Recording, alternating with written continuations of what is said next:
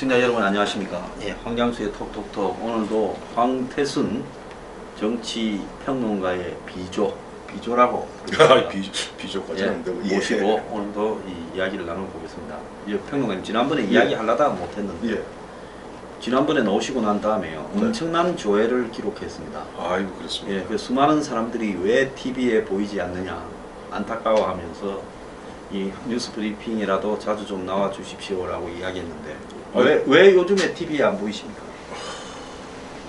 글쎄 뭐 세상이 저를 안 불러주는 모양이죠. 뭐 세상이 안 부릅니까? 정권이 안 부릅니까? 그건 뭐죠 우리 시청자 여러분께서 그냥 이해해 주시기 바라고요. 예. 그다음에 이렇게 우리 황장수 소장의 뉴스 브리핑 늘 불러주셔갖고 보면 어쨌든 함께 의견을 나눌 수 있어서 좋았습니다. 우리 황태순 이 비조 평론가가 TV에 나가는 그날까지 뉴스 브리핑에서 열심히 이렇게 나와서 같이 하기로 아까 점심 때 막걸리 한 잔을 하면서 이야기를 나눴습니다. 딱 한 잔 먹었습니다. 딱 한 잔. 유자 막걸리. 예. 근데 지금 인사가 이제 저는 많이 했는 줄 알았는데 예. 장관 18 중에서 지금 6이라면서요. 네, 그렇죠. 보면 이번에 보면은 장관 자리가 18개죠. 18개. 예. 하나 늘었습니다. 원래 17개였는데 하나가 늘었죠. 중소벤처기업부가 예. 이제 보면 중기청에서 이제 중소기업 프로 됐죠. 중소벤처기업부로 됐는데 그 18개 장관 자리 중에서 6명. 그 중에서 보면 지금 현재 4명은 현역 의원이죠. 예. 뭐 아시겠습니다만 김부겸, 김영춘, 김현미, 도정환 이 4분 정도가 다음 주에 이제 인사청문이 준비되어 있고 지금 2사람 그러니까 이제 김동연 기재부 장관 부총리죠. 그 다음에 이제 강경화 외교부 장관. 지금 강경화 외교부 장관 후보자의 어떤 인사청문 이 문제 갖고 그야말로 여야가 첨예하게 맞붙어 있죠. 사실 보면 이제 6월 말 정도 되면 문재인 대통령께서 미국 가시면서 사실 대한민국이 그야말로 위기의 순간 아닙니까? 경제든 안보든 뭐 모든 것이 총체적 위기죠. 총체적 위기죠. 마침 어제도 보니까 아마 김정은 북한에서는 보면 우리 미사일이 그동안 IRBM, MRBM, ICBM을 빼놓고는 웬만한 한 5,000km 미만에 있어서 중거리, 단거리 모든 곳에 어제는 보면은 순항 미사일이라고 그러죠. 그러니까 이 한 150km쯤 되는 150, 200km까지 가는데 이것은 고도가 2km 미만. 마지막 보면은 이 보면 항공모함이나 함을 때릴 때는 지대함. 그 지대함이라고 합니다. 기억하실런지 모르겠습니다만 1983년이죠. 그래서 포클랜드 전쟁 때 아르헨티나에서 썼던 게 프랑스 엑소세 미사일이라고 거기에 맞아가지고 영국의 구축함이 그 가라앉았습니까? 그 마지막 가면은 수면이 한 몇 메다 몇 메타를 바다에 바짝 붙어서 날아가는 거죠. 그 한마디로 공중 어뢰라고 보시면 됩니다. 자, 그래서 이미 사실상 ICBM 즉 미국 본토를 갖다 공격하는 걸 빼놓고는 5종 실험을 다 끝냈는데 즉 안보적 위기가 커져 있는데 실제 올해 말에 월말이죠. 월말에 미국을 방문해서 한미 정상회담을 통해서 뭔가 얼개를 엮어야 되는 문재인 정부의 외교안보 컨트롤 타워가 지금 부재해요. 근데 그분이 뭐 어업은 어업이다 치고 청문회에 나와서 주요한 안보 현안, 사드 문제나 일본과의 또 한일 군사 정보 공유 협정이나 이런 데 대해서 하는 이야기를 좀 들어보니까 기본적으로 유엔에서 마치 거대한 갱력을 쌓은 양 한국이 낳은 뭐 여성 유리천장을 깬 국내 국제사회에서 모두 유리천장을 깬 총화처럼 마치 남녀 간의 어떤 성대결처럼 하면서 여성들의 지지를 몰아내는 듯한 어제 또 결정적인 발언이 하나 있었죠. 나는 친정을 부양해야 되기 때문에 남편과 해결을 분리했다. 그 대목에서 여성단체에서 그야말로 환호를 하고 있습니다. 진짜 여성단체에서 환호를 했는지 그것도 그렇게 기획이 된 건지 그것도 저는 좀 불쌍해요. 저는 그 대목에서 이제 한 가지 사실 그래요. 아유, 황 소장님. 혹시 예전에 말이죠 인사청문회를 앞둔 국무총리 후보자라던가 국무위원 후보자가 그야말로 인사청문회도 하기 전에 대외 활동하는 걸 보신 적이 있어요? 전혀 못 봤습니다. 그렇죠. 저는 이번에 2번째 봤어요. 예전에 박근혜 전임 정부에서 문창극 국무총리 후보자가 그 당시 여러 가지 문제에 시달리다 보니까 당시 어린이집에 가서 뭔가 좀 이미지를 개선하기 위한 그런 뭐 약간 제스처라고 할까요? 뭐 글쎄 뭐 적절한 표현인지 모르겠습니다. 약간 정치적 쇼 같은 그런 행보를 갖다가 취한 적이 있고 이번에도 마찬가지입니다. 강경화 후보자 같은 경우 여러 가지 보면 뭐 위장 전입이라든가 거짓말 논란이라든가 탈세 의혹 등에 시달리다 보니까 갑자기 뜬금없이 위안부 피해자 할머니들 그분들을 찾아뵙고 인사를 했어요. 물론 나중에 장관이 되고 난 다음에 찾아뵙고 인사를 하고 그다음에 그 할머니들이 좀 가슴 아파하는 그런 부분에 대해서 뭔가 외교적 노력을 기울이는 건 있을 수 있습니다만은 인사청문을 앞두고 그런 식으로 어떻게 보면 조금 뭔가 기획된 작품이냐 하다 보니까 그 할머니 분들이 지금 어제 그제 계속 강경화 장관이 꼭 통과되어야 된다. 아까 말씀하셨던 또 일부 여성 단체에서 보면 강경화 후보자야말로 그야말로 그 유리천장을 뚫었는 그런 입지전적인 인물 아니냐라고 했습니다만 인사청문회 보셨죠? 예. 지금 강경화 장관이 사드 문제에 대해서 당시 원유철 의원 등이 묻기를 자 그럼 사드를 제외하고 북한의 핵에 대해서 대응할 수 있는 방법이 무엇이냐 얘기해 보시오. 그때 5초 동안 침묵이 흘렀습니다. 그냥 컨텐츠가 없으니까. 5초 동안 침묵이 흐르다 보니까 그러면서 결국 5초 만에 나온 이야기가 뭐냐니까 아직 현안 파악이 잘 안 돼서 즉 본인의 여러 가지 어떤 검증 문제 즉 도덕성 검증에 그 준비하느라 정책 현안에 대해서 근데 대한민국에 지금 보면 안보 현실이 그렇게 보면은 그야말로 밑에 뭐 국장들 과장들이 써준 것을 갖다 그냥 읽는 수준의 장관 갖고 되겠는가 하는 것이 지금 야3당의 공통된 목소리인 것 같습니다. 좀 냉정한 이야기 좀 할게요. 예. 유리천장 뚫었다는데 예. 이하여고 인맥으로 추천되어서 DJ 통역했습니다. 인수위 때 DJ 통역 잘했어요. 예, 통역은 잘했다고. 외교부에 특채됐습니다. 그렇죠. 통역 잘한 거하고 통역은요 그냥 그거는 아주 단순한 노동입니다. 제일 간단한 노동이 통역이에요. 그거는 그야말로 그 부분에 대해서 영어만 잘하면 누구나 통역 잘할 수 있는 부분이에요. 통역 잘하는 사람은 대한민국에 수백만 명 있습니다. 자 그러면 통역 잘해서 외교부에 특채됐고 DJ 정권에 그래서 국장까지 갔고 그것도 잘했죠. 사실 편파적인 지원을 받은 거죠. 그 이후에 이제 정권 또 노무현 정권에 타서 유엔에 갔고 그래서 유엔에 이제 코피 아난 쪽에 조금 담고 있다가 그 다음에 이 반기문 총장 되니까 반기문 총장의 일종의 이 덕을 봐서 봤죠. 정권에 그래서 유엔에 가서 일을 했습니다. 그랬던 부분과 이 사람이 실제로 지금 한국에서 한국 현실에서 외교 안보 능력을 가지고 있다는 것은 전혀 별개의 문제라는 겁니다. 그 부분은 그야말로 자기 능력으로 돌파해야 될 전혀 별개의 문제인데 그럴싸한 경력만 주변에 달고 있으면 그것이 정치권을 타고 올라갔던 인맥을 타고 올라갔던 무조건 그걸 갖다가 대단한 데 평가하는 이런 부분이요. 지금 자주적으로 생각하자는 사람이 이 정권의 핵심들일 건데 그 사람들은 어떻게 자주적으로 생각합니까? 타이틀에 그럴싸하면 그것이 그 사람이 능력이 있는 사람입니까? 저는 이제 그런 부분에서 그래요. 이제 보면 현실적으로 지금 보면 북한이 북핵 위협 또 북미사일이 우리를 갖다 목을 죄어오고 있고 그다음에 지금 중국 같은 경우 노골적으로 어제 환구15 같은 경우 이야기하는 것이 아니 대한민국 정부 말이야 당신들 흔한 얘기로 좀 양다리 걸치게 하면서 미국 가서는 이렇게 얘기하고 우리한테는 이렇게 해서 마치 뭐 처리할 듯이 얘기하는데 웃기는 소리 하지 마라. 너희들이 확실히 빼기 전에 만일 레드라인을 밟는다면은 너희는 전기 충격을 받을 것이다. 라고 얘기한 환구15의 이야기예요. 네.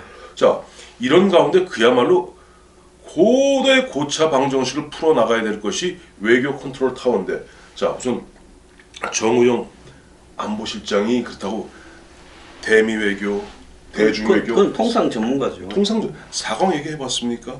지금 강경화 장관 후보자 같은 경우는 아까 말씀하셨던 대로 유엔에서 주로 인권 문제를 다루었던 뭐 그런 어떻게 보면 다자 외교 쪽에 거기에서도 유엔에서 무능하다고 유엔에서 공식 보고서에 나와가 곧바로 그만둔 사람 아닙니까? 그렇죠. 거기다 보면 그나마도 밑에서 뭐 외교 안보수석 역할을 해야 될 또 김기정 교수 같은 경우도 그만두지 않았습니까? 자 이런 상태에서 아마 지금 문재인 대통령 입장에서는 실제 보면 오늘도 보면 오늘 저녁에 오늘 금요일입니다만 오늘 저녁에 민주당 지도부하고 만나겠다. 왜? 민주당 지도부하고 너무 대화가 거의 없었다 그래요. 그치 민주당 안에서도 보니까 험한 소리가 나오던데 나오죠. 한 달 동안 뭐 했느냐고 오재서 이 의원이 이야기를 했더만 또 문희상도 전 대표 같은 경우도 근데 마치 너 우쭐해서는 안 된다 하는 식으로 쓴소리하고 있는 것이 지금 추미애 대표 같은 경우는 사실은 그동안 한 달 동안에 청와대로부터 즉 문재인 대통령으로부터겠죠. 전화번이 딱 한 번이랍니다. 이게 뭐냐니까 이낙연 총리 지명 앞두고 사실 10분 전에 전화온 게 처음이다. 그동안 당정간에 굉장히 보면 잘 돌아갈 줄 알았는데 꼭 그런 것만 같지는. 뭐 박근혜 불통이나 뭐 문재인 불통이나 그 밥에 그건 아무리 아닙니까? 아니 그러다 보니까 저 누굽니까? 정우택 자유한국당 대표 권한대행이죠. 원내대표. 뭐 이제 문재인 정부가 삼통 정부다. 즉 국민들에게 쇼통, 소통이 아닙니다. 소통이 아니고 쇼통. 그다음에 언론에는 먹통. 그다음에 야권과는 국회와는 불통 아니냐. 그분도 충북분이라서 도종환 씨 비서대가 시를 좀 쓰네요. 쓰죠. 근데 어쨌든 이런 부분에 있어서 지금 문재인 대통령 입장에서는 이러저러한 가운데 실제 보면은 이낙연 총리도 가까스로 통과하지 않았습니까? 근데 총리와 달리 장관은요 임명하면 그만입니다. 임명하면 그만이에요. 그러니까 인사청문회에서 부적격으로 채택돼도 눈 딱 감고 밀어버리면 그만입니다. 그러니까 예를 들어 인사청문회에서 자, 이 사람은 이러저러해서 자격이 안 됩니다 라고 하더라도 아니 그러지 마시고 한 번만 더 생각해 보시죠 하고 통보를 합니다. 열흘 이내 시간 내에서. 즉 통상 그 경우 보면 하루 정도 말미를 줍니다. 국회에다 내일 오늘 밤 12시까지 좀 알려주시죠. 안 하면 바로 그 다음날 아침에 임명하면 그만이고, 현재 분위기로 봤을 때 아마 지금 보면 김기정 교수도 그만둔 상태에서 아마 임성남 제1차관을 갖다 이번에 유임시키지 않았습니까? 상당히 보면 어떻게 보면 자주파들 입장에 눈에 가실 겁니다. 왜냐하니까 임성남 차관 같은 경우는 정통적 외교 관료로서 이 사람은 흔히 얘기하는 동맹파입니다. 그러니까 자주파라는 것이 정상회담을 앞두고 다 잘라버렸을 때는 미국하고 이야기되는 사람이 없으니까 하나만 없죠. 지금 살려준 거 아니겠습니까? 그렇죠. 임성남 차관을 거의 유일하게 유임시킨 상태에서 강경화 장관 이 후보자를 갖다가 밀어붙일 가능성이 크고, 그를 위해서 사전포석으로 금요일 날 저녁에는 민주당 지도부와의 만찬. 그다음에 다음 주에는 어쨌든 12일 날 지금 현재 계획대로면 12일에 문재인 대통령이 추가 경정, 잠시 후에 한번 말씀드리겠습니다만 추가 경정 예산에 대해서 야당의 반대가 심하다 보니까 추경 예산에 대해서 아주 이례적으로 국회에 직접 와서 시정 연설하겠다. 즉 국민들에게 직접 호소하겠다는 뜻 아니겠어요? 그런 가운데 야당을 포함한 상임위원장 단들과 오찬을 갖다가 하자라고 제안했는데, 참고로 정우택 비대위원장 겸 원내대표는 지금 거부를 했습니다. 들러리 서지 않겠다. 뭐 이런 분위기예요. 그건 저는 데자뷰를 좀 보는 것 같아요. 박근혜 정부 초기에 인수위원장으로 김용준 씨를 발표하고 그 사람을 총리로 발표했을 때 연세가 70대 중후반에 가는 몸을 제대로 이렇게 가누지를 못하는 분을 총리로 앉혀놓고, 저는 3인방이나 뭐 뒤에 알았지만은 최순실이가 다 주무르려고 그런 거 아니냐 이렇게 보이는데, 지금 강경화라는 사람이 겉으로 달고 있는 타이틀하고는 다르게 저는 머릿속에 들은 게 별로 없는 사람이라고 보고 있습니다. 말을 하는 거 보면요. 그런데 저런 사람을 갖다가 앞에 세우고 정의용 안보실장을 앞에 세워서 뒤에는 문재인 같은 사람이 실제로 통일 외교 안보 라인을 뒤에서 다 주무르려고 일부러 약체를 갖다가 세우고 끌고 가려는 거 아니냐. 그래서 이번에 어떤 일이 있더라도 야당이 저렇게 반대하는 강경화는 밀어붙인 채 희생양으로 헌재소장하는 김희수를 이렇게 낙마시키고 어차피 하나쯤은 던져주고 나머지는 밀고 가겠다. 그럴 가능성이 있지 않냐는 거죠. 충분히 저 가능성이 있다고 보는 게, 지금 보면 현재 이제 김동연 기재부 장관, 국무총리 부총리죠. 경제부총리 후보자에 대해서는 야당도 보면은 뭐 크게 반대하지 않아요. 뭐 다 일단 정책 판정이 날 것이고, 그다음에 보면은 김상조 일반 공정거래위원장 같은 경우는 일부 반대는 있습니다만은 뭐 크게 보니까 아마 국민의당이 이제 집권당인 민주당과 이야기하면서 좋다. 이건 감사원에서 감사하도록 하자. 그 문제가 되었던 부분들은 901점 900점인데 901점 그 부분은 감사원에서 감사하는 것으로 서로 간에 양해하에 통과시키자. 조건부 통과죠. 문제는 두 사람이 남습니다. 한 사람이 김희수 헌재소장 후보자, 또 한 사람이 강경화 외교부 후보자인데, 강경화 후보자는 아까 말씀하신 대로 예를 들어 헌재소장 같은 경우는 국가 운영과 직접 관계는 없어요. 그럼 뭐 중요한 판단일 때마다 그냥 가는데, 또 소장이 결정적인 권한이 있는 것도 아니잖아요. 아니 뭐 아시지 않습니까? n분의 1이니까. n분의 9명 중에 선임일 뿐입니다. 그러나 외교부 장관, 그다음에 아까 말씀하셨던 지금 문정인 외교안보 특보가 사실상 수장이라는 거 아니에요? 근데 정의용 지금 보면 안보실장, 등등등 또 아마 김기정 외교안보 수석 역할인 사실은 안보 2차장이죠. 2차장 낙마했습니다만 여기 박선원 이른바 자주파의 핵심이죠. 그렇죠. 자주파 핵심이 두 사람이 있었는데 한 사람이 박선원 씨, 한 사람이 서주석 씨인데 서주석 씨는 국방부 차관으로 이미 이제 임명이 됐어요. 그러면 결국 처음에 이른바 문정인 그 특보가 생각했던 그림대로 가는 것 아니냐. 그렇다면 강경화 장관 쪽을 갖다 밀어붙이고 그다음에 이 김희수 헌법재판소장 같은 경우는 본회의 표결을 해야 돼요. 이거는 더 별도로. 헌법재판소장은 총리하고 똑같습니다. 표결해야 되기 때문에 지금 국민의당 같은 경우 좀 약간합니다.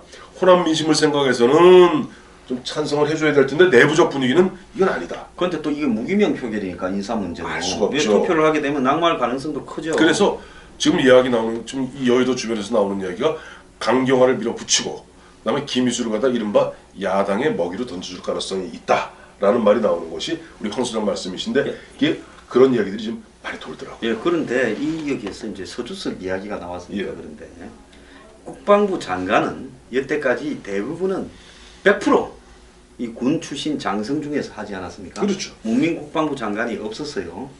자, 그런데 지금 그걸 하게 되면 문재인 정권이 저항에 부딪힐 수 있거나 비판에 부딪힐 수 있으니까 안보 위기에서 국방부 장관은 캠프에 있는 줄선 장성 중에서 좀 약한 사람 하나 공군이나 해군 참모총장 하나 앉히고 국방부 차관을 서주석이를 앉혀서 사실상 국방부 차관이 국방부를 전체를 통제하는 이 상황 노릇을 하게 만든다라고 하는 부분에 대해서 국내에서 지금 우려가 굉장히 깊어요. 이게 싸다고 바로 연결되는 부분이거든요. 이게. 예, 근데 국방부라고 하면 북한을 주적으로 생각해서 싸워야 되는 단체인데 거기에 북한하고 협회 정책을 가자고 이 민족 자주적으로 생각하자는 사람을 국방부 차관으로 앉혀서 사드 문제나 이런 부분을 다 대응을 한다 하면 이거 어떻게 되겠습니까?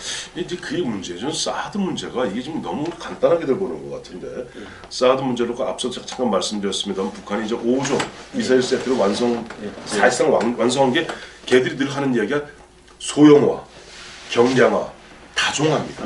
여러 가지 형태로 길고 짧고 높이 가는 거 낮게 가는 거 별게 다 있는 거예요. 그다음에 뭐 배를 때리는 거부터 해서 뭐 본토를 때리는 거, 괌을 때리는 거, 부산을 때리는 종합 거 선물 세트로 만들어요. 세트죠. 자, 이런 상태에서 사드 문제를 놓고 지금 보면은 대통령께서 지난번에 충격적이다 말씀하시면서 지금 보면 이제 감사원에서 국방부 감사원에서 내부 감찰하고 내부 정리하겠다는 거 아니에요? 근데 결론인즉슨 지금 중국이 그동안 화들짝을 싫어하는 엑스밴드 레이더는 계속 작동을 하되 실제 그 중국은 엑스밴드 레이더 갖고 레이더를 우리 들여다보니 싫다 얘기하지만 주한 미군이라든지 미 장군들 입장에서는 무슨 소리야?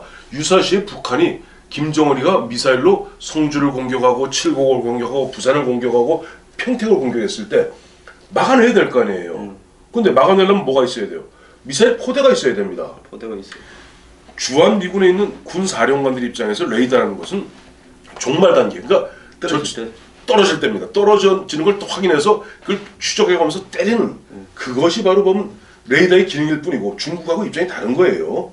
그런데 지금 보면 문재인 대통령과 그 주변 참모들은 굉장히 중국을 의식하는 답니다. 그러다 보니까 더빈 제가 지난주에 말씀드렸던 딕 더빈 민주당 이사람 민주당 사람이에요. 민주당 그 상원의 원내 대표 원내 총무인데 딕 더빈이 어제 미국에 돌아가서 청문회에서 한 얘기입니다. 내가 문재인 대통령 만나봤더니 문재인 대통령은 이 문제를 갖다가 중국하고 관계를 갖다가 좀 좋게 함으로써 이렇게 즉 중국 측에 붙어서 문제를 풀어가려는 그런 의도가 있는 것 같다라고 얘기하는데 저는 굉장히 충격받았어요. 뭐 새삼스럽게. 제가 좀 새삼스러운 데가 있습니다. 어제가 보면 미 육군에 대해서 이제 예산 청문회 자리고 그 예산을 주고받는 가운데 미국에는 사드가 많을 것 같이 그리 많지 않습니다. 총 6개 세트 전 세계에 6개 세트에 불과할 뿐이고 그 중에 하나가 괌에 있고 한국에 있고 하나 일본은 레이더만 있고 일본은 레이더만 2개 있습니다.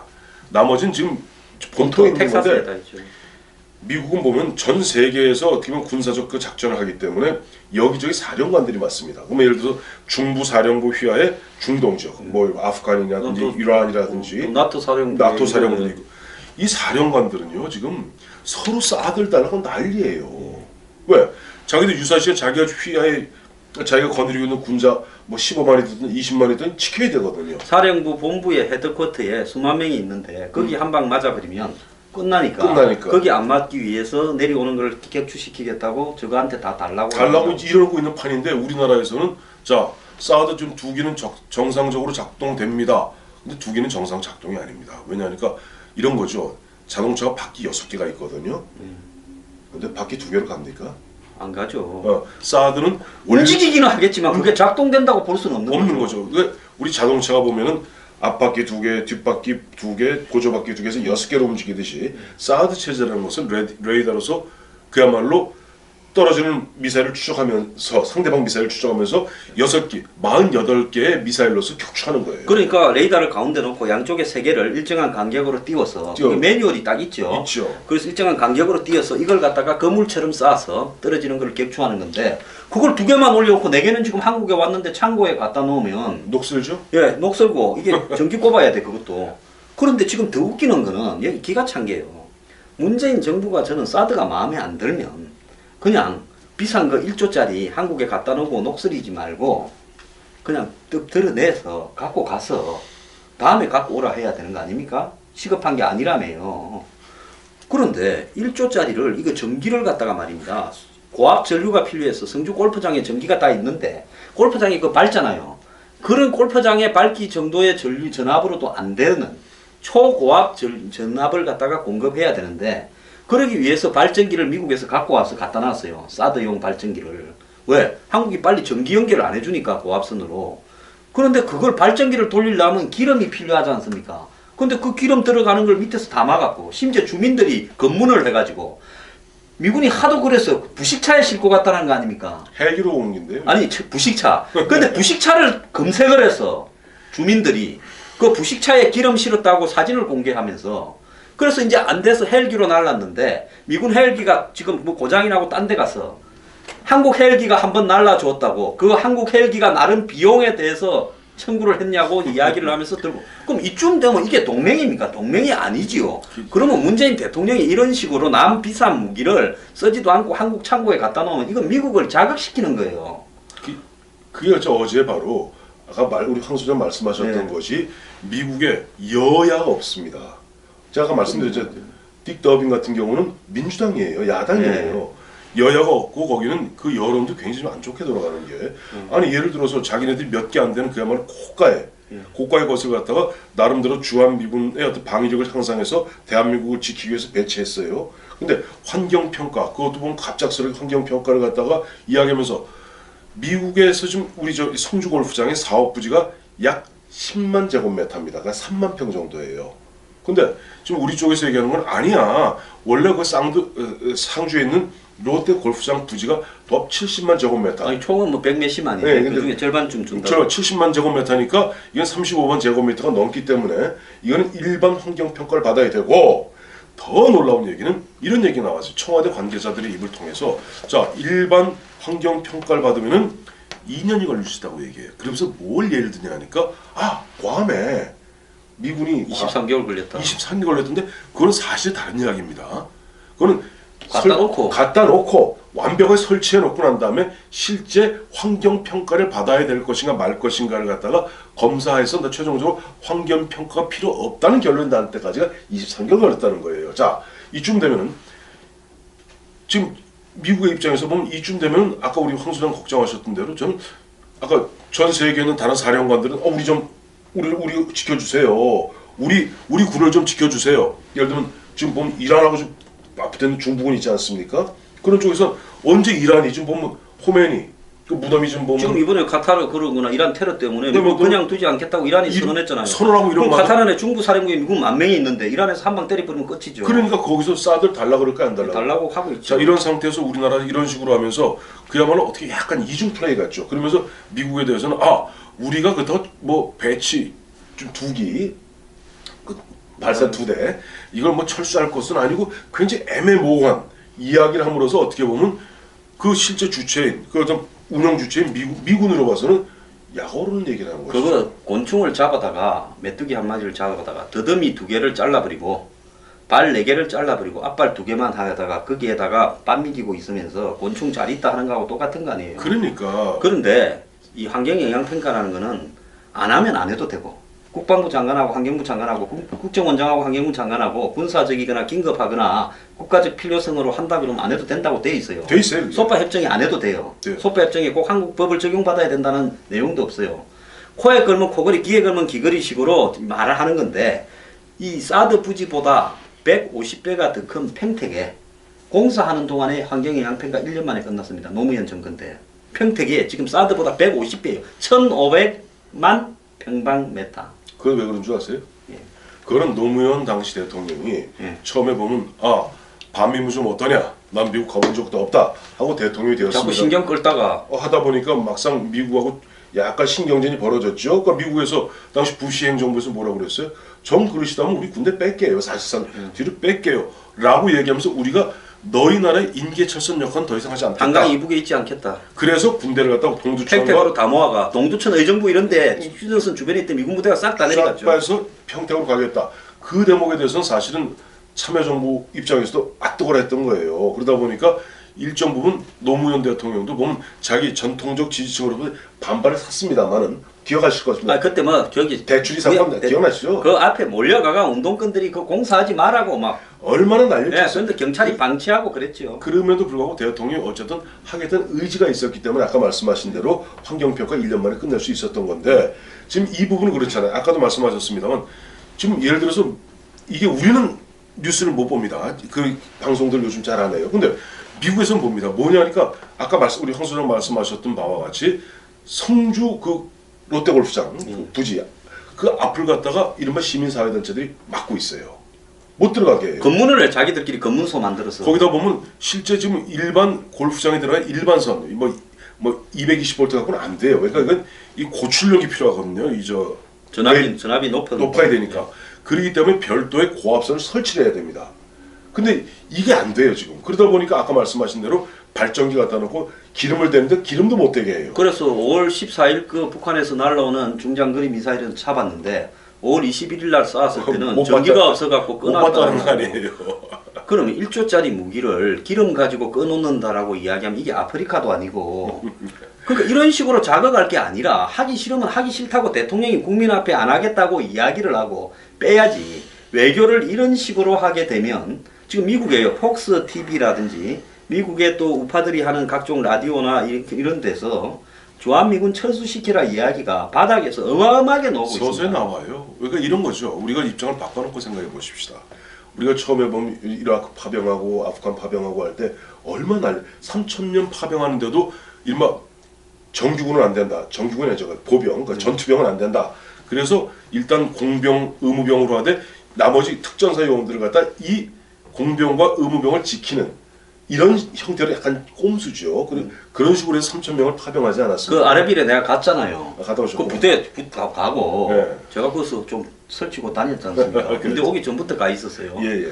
가면요 허허 벌판에 이라크에서 제일 안전해서 1년에 테러 하나 안 나는 데가 아르빌입니다. 쿠르드 지역이라. 그 허허 벌판에 한국군이 아무 할 일 없이 3,000명이 벌판에 퍼지고 앉아있고 매일 몇 차로 한 100명, 200명이 나가서 뭐 주사 놓고 뭐 애들 놀아주고 이런 거 하고 한국군이 있는 주변을 삥 둘러싸고 그 이제 우리 특전사 해병대 쿠르드 민병대, 민병대. 페시메르가라고 하는 사람들이 보초를 서고 있어요. 자, 제가 얘기 드린 군대가 3,000명이 간 걸 쿠르드 사람들이 보초를 서고 있어요. 자, 그런 우리 3,000명 파병하는데 우리 내부적으로 얼마나 반발이 심했습니까? 자, 입장을 바꿔놓고 생각해 보시죠. 28,500명의 그들로 봐서는 생떼 같은 아들과 딸입니다. 근데 그들이 보면 그야말로 그들이 봤을 때 미추광인 김정은이 언제 어떻게 공격할지 모르는 이런 상황에서 빨가벗고 그냥 버텨라. 그리고 그나마도 조금 보호막을 치려는데 그거 갖고 보면 내부 정치적 문제 갖고 밀고 당기면서 흔한 얘기로 그들이 봤을 때 미국의 정책 결정권자라든지 이른바 오피니언 리더 그룹들이 봤을 때는 장난치는 듯한 그런 어떤 모습으로 비춰졌을 때 과연 아까 말씀하셨던 바와 같이 그쪽에서 무슨 얘기 나오겠습니까? 2002년에 효선 미선양 두 여중생이 미군 장갑차를 피하지 못하고 죽었습니다. 근데 그건 순전하게 이런 사고였죠. 액시던트. 그런데 그 부분을 가지고 마치 미군이 일부러 죽이겠습니까? 그러지는 않지요. 촛불 시위를 처음으로 했습니다. 2002년 대선을 앞두고 시청 앞에 촛불 시위가 뒤덮었어요. 그때 성조기를 불태웠습니다. 시위대가요. 그 모습이 CNN에 의해서 미국에 중계됐는데 한국에서 근무했던 미국 장성 한 명이 나와서 불타는 성조기를 보면서 인터뷰에서 우리가 왜 한국을 더 지켜야 되느냐, 철수해야 된다 이야기를 했고요. 그렇죠. 그때 또 한국의 그 직후에 총리가 미군을 인계철선이라고 CNN에서 이렇게 인터뷰를 했습니다. 그걸 미국 사람이 보고요. 왜 우리가 한국의 인계철선 역할을 하느냐. 그래서 북한군이 쳐들어오면 미군 몇 명이 죽어야 되고 선발대로. 그러면 죽었기 때문에 미군이 자동 개입하는 역할을 왜 우리가 해야 되냐 해서 다 빼라. 그렇죠. 이렇게 된 거 아닙니까? 자, 다시 이제 본론으로 돌아와서 그래요. 먼저 이렇게 보면 엄중한 상황인데 제가 거듭 말씀드리지만은 우리 다시 본론 들어갔을 때 어떻게 보면 대외적으로 뭐 장관이 됐던 안보실장이 됐던 나름대로 그와 거의 전문성을 갖고 보면 협상을 할 수 있어야 되는데 그렇지 않은 것 같아요. 그리고 그 밑에 실질적으로 이 장관이나 안보실장을 추동해 나가고 어떻게 보면 흔들어 나가는 그 밑에 이른바 차관 내지는 비서관급들에서 이른바 자주파들 이분들 입장에서는 그 사람들 이 자주파들 입장에서는 왜 우리가 북한하고 기본 개념이 이겁니다. 이제 문정인 저 외교안보 특보의 평상시 지론이 이건데 우리가 북한하고 좀 사이좋게 지내면은 북한이 그러면 알아서 좀 이렇게 미사일도 좀 줄여줄 거고 핵도 좀 위협도 하면 다 잘 될 거 아니냐 하는 것이 아마 이른바 자주파들의 생각인 것 같은데 그건 너무 뭐랄까 현실 지금 우리가 당해 있는 이런 엄혹한 현실에 대해서 너무 안이하게 그야말로 감성적 접근이죠. 감성적 접근에 불과한 것이다. 스웨덴에서 그 얼마 전에 북한과 미국 간에 정부끼리가 아닌 반감 반민 1.5 트랙이라고 하죠. 회담이 있었죠. 네. 거기서 북한이 우리가 지금 개발해 놓은 핵과 미사일 단 한 개도 건드리지 않는다. 협상의 조건으로 그걸 끄집어내지도 마라. 그러니까 동결도 안 하겠다는 거예요. 그거하고는 별개로 우리 핵과 미사일을 인정하면서 협상을 하려면 해라고 이야기를 했다는 겁니다. 이제 우리가 이제 여기서 잠깐 용어를 정리할 필요가 있는 게 이제 비핵이라는 게 있고 핵 동결이라는 게 있습니다. 비핵이라는 것은 지금 미국이 일단 외교라는 건 그래요. 서로 간에 각자 내밀 수 있는 최대치를 내밉니다. 예를 들어서 저하고 황 소장 서로 이제 적대 국가라면 나는 여기까지 내놔. 비핵하면 또 상대는 웃기지 마라. 이런 식으로 나오면서 서서히 조정해 가는데 결국 이 접합점이 가면 비핵은 북한이 현재 영어로 디스맨틀먼트라고 그러는데 완전히 갖고 있는 핵을 다 폐기하는 걸 의미하는 것이고 핵 동결이라는 것은 기존의 핵은 유지해 주되 더 이상 만들지 않는 걸 의미합니다.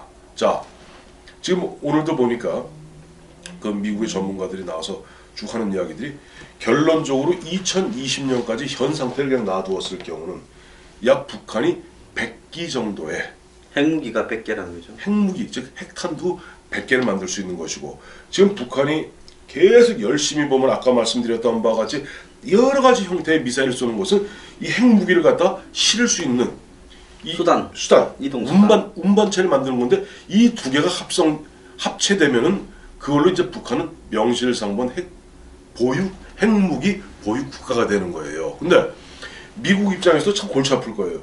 죽어도 좀 갖고 있는 거 뭐 지금 현재 20개 남짓 갖고 있다가 알려져 있는데 그 점점 이제 운반체는 점점 고도화돼 가고 있는데 죽어도 안 없애겠다는데 무슨 수를 씁니까? 결국 그러다 보면은 결과적으로 북한이 리드하는 대로 끌려가면서 핵 동결, 즉 더 이상 만들지 않고 그 전에 만든 건 인정해 준다. 저 인도하고 파키스탄처럼 그게 파키스탄 모델이에요. 예, 그 가지고 있는 거는 인정해 주니까 더 만들지만 마라. 그리고 이런 상태라면 결국 그다음 북한이 요구하는 게 뭐겠죠?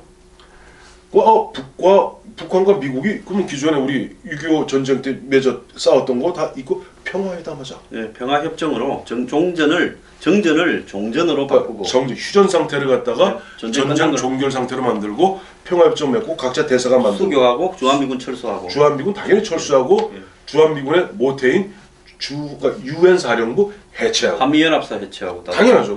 유엔 사령부 한미연합사 주한미군 철수하고 자 그런데 여기서 중요한 것은 문재인 정부의 지금 아까 말한 핵심적인 외교 안보 통일 라인들은 핵 동결을 전제로 해서 평화 협정을 맺는 것을 다 찬성하고 있다는 겁니다. 문정인 특보라든가 전부 그 박성훈 찬성하고 씨라든가 있어요. 이런 사람들이 기본적 그 아이디어가 저 말씀드렸잖아요.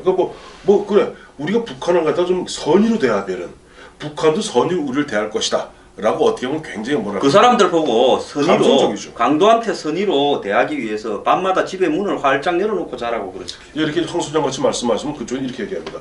그러니까 그렇게 얘기하는 사람은 바로 수구 보수 꼴통이고 이른바 냉전주의자다라고 얘기할 겁니다.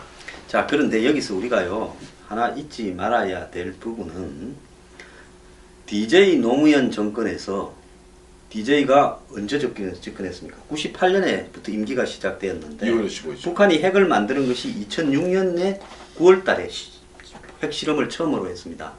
그러면 98년부터 2006년까지 8년 동안 그때 뭡니까? DJ 5년, 노무현 3년 동안에 숱하게 줬습니다. 나왔죠. 숱하게 줬죠. 숱하게 북한을 믿었습니다. 그런데 북한은 그때까지 집중적으로 이제 왔다 갔다 하고 돈을 벌기 좋고 이렇게 되는 상황에서 핵을 만들어가 딱 실험을 했습니다.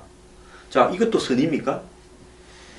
그럼에도 불구하고 평화협정 이야기하는데 그런데 동결한다고 칩시다. 북한에 핵이 몇 개 있는지 아는 사람이 있습니까? 전 세계 아무도 없어요. 그건 김정은만 합니다. 자, 북한이 한 80개 있는데 60개는 짱박아 놓고 20개 우리 이거다. 다다. 더는 안 만들게 이래 놓고 60개 딱 숨겨놓은 거를 북한 전역을 뒤져서 누가 찾을 겁니까? 이 자체가요. 동결한다라는 자체는 동결이라는 표현이 사기라는 거고요. 제가 생각할 때는 동결이라는 표현보다는 그냥 북한을 핵 보유국으로 인정해 주자라고 하는 말을 해야죠. 안 그렇습니까? 근데 그렇게 하긴 좀 어려운 건 있죠, 사실은. 말은 정확하게 사실대로 이야기해야지. 동결시킬 수 없는 거를 동결시키겠다고 하는 게 사기라는 겁니다. 그러니까 이제 이런 거죠. 북한이 사실상 핵 보유고요. 드facto 핵 보유국으로 인정하는 순간 일본이 가만히 있겠습니까? 그래서 복잡해지는 거예요. 복잡해지는데 저는 그런 부분에 있어서 그래요. 지금 북한에 대해서 저는 걱정. 예를 들어서 미국하고 만약에 북한하고 진짜 실제로 보면 평화 협상에 들어간다면 우리는 완전 외톨이가 됩니다. 낙동강 오리알, 오리알. 코리아 패싱 아닙니까? 패스 정도가 아니라 완전 낙동강 오리알 되는 거죠. 그럼 여기서 가장 확실한 거는요. 미국이 만약에 북한하고 평화협정을 맺는다면 우리는 이 IAEA 국제 원자력 기구에서 탈퇴하고 그다음에 한반도 비핵화 선언 폐기하고 독자적으로 한미 원자력 협정 폐지하고 독자적으로 우리는 핵을 개발하겠다. 이렇게 가는 것이 답이죠. 근데 과연 지금 현재 이른바 문재인 대통령 또 그전에 노무현 대통령 그전에 김대중 대통령의 이른바 진보 좌파 정부에서 그런 얘기 합니까? 이 좌파들은 특징이 반핵, 비핵, 반핵, 반핵을 평화. 좋아하고 평화, 환경을 이야기하는데 우리는 죽어도 핵을 갖지 말자.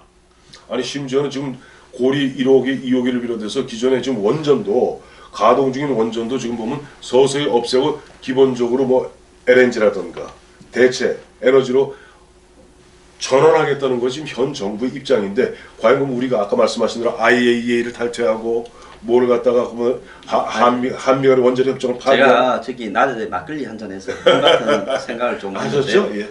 이 일본이 말입니다. 2차 대전 때 핵 두 방으로 끝났지 않습니까? 낙하손해가요. 이빨을 갈았습니다. 어원이 될 때 우리도 핵의 평화적 이용을 하자고 해서 일본이 세계 최초로 원전을 상용화한 나라 중에 하나가 되었습니다. 미국 보고 허락을 해달라 해서 해줬죠. 그러고는 낙하손해가 집권했을 때 87년입니까? 81년 2년부터 아니야, 그러니까 이제 최종적인 합의가 네, 플라자 그렇죠. 합의라고 미국의 플라자 호텔에 가서 미국이 요구하는 대로 엔하를 낮춰줬죠. 낮춰줬죠. 그것 때문에 일본이 수출하다가 바로 박살이 나버려서 수출 경쟁력이 떨어졌어요. 그 대가로 딱 한 개 요구했습니다. 우리 원자력 폐기물 재처리 공장을 만들게 해주라. 그래서 지금 일본은요 그 대가로 일본이 그걸 받아가지고요. 2,000톤이 넘는 플루토늄. 플루토늄을 갖고 있어요. 즉 그 말은 뭔 말인가? 일본은 작심만 하면 3개월 안에 수천 개의 핵무기를 핵무기를 만들 만들 수 수 있고 있다는 일본은 독자적으로 고체 연료로서 이 액체 고체 연료로서 지금 상업용 인공위성을 갖다가 올리고 있습니다. 그거는 곧바로 그냥 그러니까 그 상업용 인공위성 카메라 대신에 핵무기 담는 그걸로 바로 ICBM이에요. 왜? 그러니까 우리랑 달라요 입장이. 북한이 이 문제를 가지고 핵동결로 합의가 돼버리면 곧바로 일본은 북한을 이렇게 대응한다면서 핵무기 보유를 선언하고 이제 곧바로 ICBM을 보유하게 될 거예요. 근데 저는 이렇게 이제 뭐랄까 큰 틀에서의 그런 어떤 움직임도 움직임이지만 저는 가장 걱정되는 게 사실은 만약 미국과 한국, 미국과 북한의 이 이원 3차 방정식 거기에서 우리가 흔한 얘기로 왕따 당하게 되면 우리 왕따로 끝나는 것이 아니라 과연 우리는 그야말로 뭐 끌리듯이 북한에 끌려다녀야 됩니다. 자, 월남이 72년쯤 딱 되니까 미국이 이 전쟁에 이길 수 없는 전쟁이다 해서 조용히 월남에 주둔하는 미군 숫자를 빼기 시작했지 않습니까? 파리 협정이잖아요. 예, 그러다가 이제 우리가 이 월명하고 협정을 맺겠다니까 당시 TU는 월남의 대통령은 반대했잖아요. 월남을 빼고 미국하고 그 다음에 월남에서 게릴라 하는 베트콩하고 그러니까 한국의 종북 좌파 같은 남한에 그 다음에 월명하고 이 3자가 회담을 했잖아요. 파리 평화협정입니다. 왜 여러분들 전부 프랑스에 유학 갔거든 빨갱이들이. 그래서 저거 유학 간 그 파리에서 프랑스 주재하에 옛날에 프랑스 식민지였으니까 협정을 맺었어요. 74년에 협정 갖고는 미국이 그냥 우리 가진 무기 너네 가지라 하고는 도망가 버렸죠. 손 털고 나왔고 그로부터 1년 후에 베트남은 끝났습니다. 그래서요. 북한이 노리는 거는 미국하고 평화협정만 하고 핵과 미사일을 가지고만 간다면 이 상황은 끝난다고 북한은 보고 있는 거고요. 그렇죠. 한국에 지속적으로 이 부분에 대해서 평화협정을 맺자라고 노무현 정권 때부터 이야기하던 사람들 그리고 북한의 핵 동결을 인정해 주자는 사람들이 지금 전면에 외교안보 라인에 섰어요. 강경화는 그들을 위해서 충실하게 시키는 대로 해줄 만한 아주 만만한 외교부 관료가 있으면 좀 버티는 게 있을 겁니다. 지난번에 자주파 동맹파 싸움이 있었잖아요. 우리는 죽어도 그렇게는 안 됩니다. 얘가 다 쫓겨났잖아요. 노무현 때. 그게 그런 거죠. 노무현 대통령이 처음에 보면 윤영관 서울대 교수를 갖다 외교부 장관으로 앉혔어요. 굉장히 만만하게 봤지. 교수니까 시키면 시키는 대로 할 거라고. 근데 아까 말씀하신 외교부 관료들 흔히 보면 이제 외교관 뭐 출신들 보면 뭐 서울대 나오고 네. 뭐 고시 출신들 외시죠 다. 엘리트 의식에 꽉 차 있죠. 꽉이 나쁜 사람들이 얘기인데 그 사람들이 버틴 거예요. 근데 윤영관 당시 장관이 그쪽 편을 들어버린 거예요. 그 합리적인 사람이니까. 그러다 보니까 윤영관 저 장관이 참고로 지금 국민소통 수석하는 윤영찬 국민소통 수석의 친형입니다. 그러시군요. 예. 그럼 자 그런 상태에서 결국 난리가 벌어져서 자주파 동맹과 싸우는데 저는 그런 것들이 걱정인 거예요. 근데 오늘 다시 주제로 돌아와서 그럼에도 불구하고 지금 보면은 아까 처음에 제가 짐작한 대로 김일수 헌법재판소장 후보자를 갖다가 예를 들어 사석 버리는 돌로 쓰는 한이 있더라도 강경화 외교부 장관을 밀어붙인다면은 결국 보면 한미 간에 한중 간에 이른바 우리가 북한과 아직 뭐 통일부 장관 국방부 장관 정하지도 못했습니다만은 18명 중에 6명만 지금 지명되어 있거나 지금 지명 청문회에 있는 상태죠. 네. 이런 상태라면은 저는 굉장히 보면 특히 경제 문제보다 더 핵심적이고 더 이상 되돌이킬 수 없는 단 한 번의 실수를 갖다 용납하지 않는 외교 안보 문제에서 자칫 잘못하면 그야말로 장관이 중심이 되고 잡아줘야 되는데 장관이 아까 말씀하신 대로 휘둘리게 된다면 누군가에 의해서 이건 자칫하면 큰 어떻게 뭐랄까 좀 안 좋은 그런 상황으로 흐를 가능성이 있다라고 걱정되어서 오늘 말씀드립니다. 네, 오늘 인사 문제를 이야기하다 보니까 전 국민이 강경화 걸릴 지경입니다. 그런가요? 예, 오늘 감사합니다. 예.